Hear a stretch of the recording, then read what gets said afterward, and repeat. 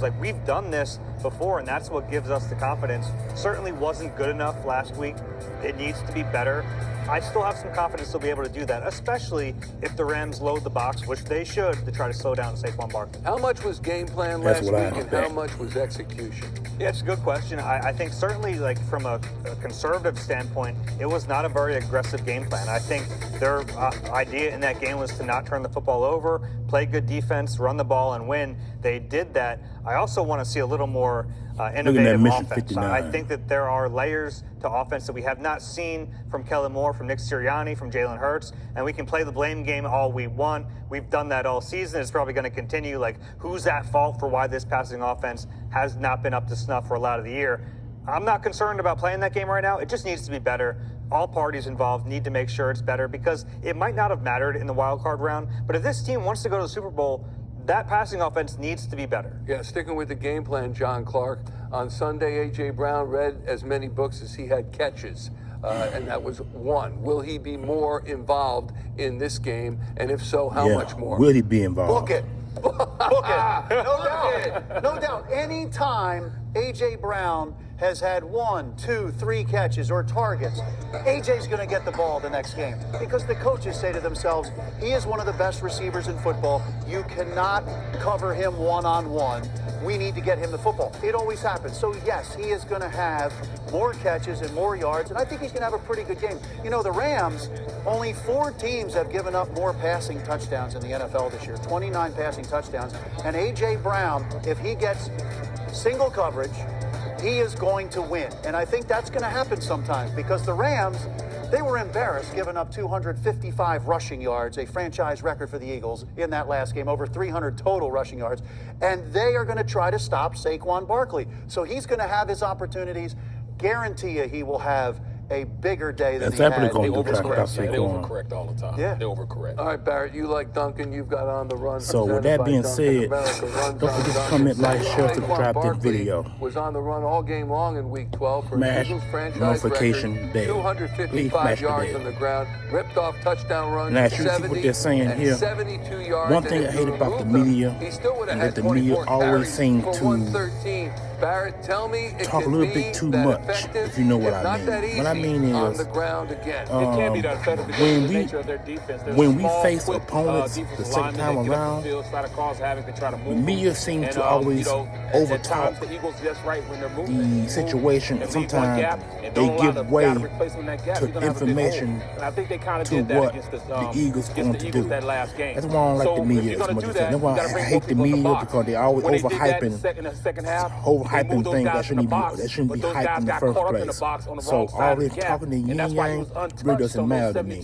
So he was untouched going. This game is very important. And after that, he just this game is in so many ways kind of scary, because they're going to try to put more people in the box, but they have to be assignment correct. The Rams coach said that last time the Eagles played them in their home turf, they humbled them. So with that being said, that should let you know right there that the Rams are going to come in here, come to Philadelphia, and they're going to mean business. This Ram team can easily upset the Eagles at any given moment defensively. Like this that you want to get rid of? If you're sick and tired of stressful open houses despite the rankings and the numbers, all that really don't matter. That goes right out the window. You know what I'm saying? The Rams are going to come to Philadelphia. They're going to have a different game plan. They're going to be ready to roll. They are going to stop Saquon Barkley, no question about it.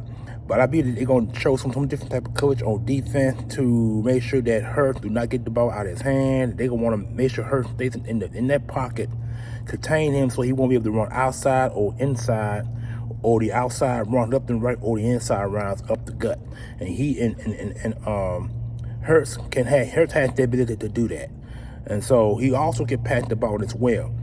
This game, like I said, it doesn't scare me as much, but it scares me a little, because it's a different playoffs. Playoffs are different every year. Teams, the top 17 or top 6 teams in the NFL, when they make the playoffs, they come with a different mindset, which means that they're gonna find a way to knock you off. And I believe that's what the Rams are going to, mindset is going to be. They're going to come in and stop Saquon Barkley, but they're going to do some coverages, probably something that we haven't seen them do. and they're gonna find a way to stop Saquon Barkley and get after Hurts in the backfield. So Hurts, you're gonna have to pass the ball a little bit more than what he did last time. You know what I'm saying? Last time he played the Rams, he threw for like 100 and some yards. I think that's what it was. I think he threw for a couple of scores, touchdown scores, and I think he did one on the ground as well. That's why the game ended 37-20, because it wasn't just wasn't just Hurts passing the ball. Saquon had 2 touchdown runs against them. I think Hurts threw for 2, and I think the defense had 1 interception as well, a pick 6 for the touchdown. I want to say it was I think it was Blankenship. I think Blankenship picked off the LA Rams quarterback, and I think he did a pick 6. So if you add Hurts 2 touchdown passes, if you add Hurts 2 touchdown passes, and if you heard Saquon Barkley 2 touchdown runs, plus the pick 6 and the extra points, that's where the 37 points came in at. And most importantly, the game was, like I said, it was a 12-point victory. It was a 12-point victory. So the Rams they're gonna have a different mindset. So the Eagles do not need to overlook this team, overlook no team. And if they want to get to the Super Bowl, they're gonna have to get the Rams out the way and play the next opponent, penny if it's home or on the road. We'll see what happens there. So let's go back into the video, because that's all I need to say at this moment. Houses and showings, will still have the same effect. They'll just be 30-yard runs instead of 70-yard runs. The electrifying moment. See what I'm saying? By Toyota. Zach Bond has provided a ton of them this season, and Sunday was no different. He picked off a Jordan Love pass late in the second quarter. Bond has been a revelation since signing a 1-year deal with the Eagles in the offseason. Last night, John Clark sat down with Zach Bond for the latest Takeoff podcast. We are here with Zach Bond, but I got to add a couple things in front of your name now. Pro Bowler and first team All-Pro. Give me an idea when you got those calls, or how did you find out, and what your reaction was? Yeah, for the Pro Bowl, I was actually driving to work on a Monday, and Howie and Nick called me. I thought they were just asking to see how I was doing, but they called me to tell me I made Pro Bowl. And then All-Pro, Nick just pulled me aside real casual during a walkthrough and was like, "Congrats, you made All-Pro." Zach Bond, it's a crazy Zach achievement. Bond. So Howie Roseman was on Jason Kelsey. Vic saw something. Coming in here for the divisional round, we saw you against the Packers. It was a physical game. How? Trying to zip past a little bit again, ladies and gentlemen.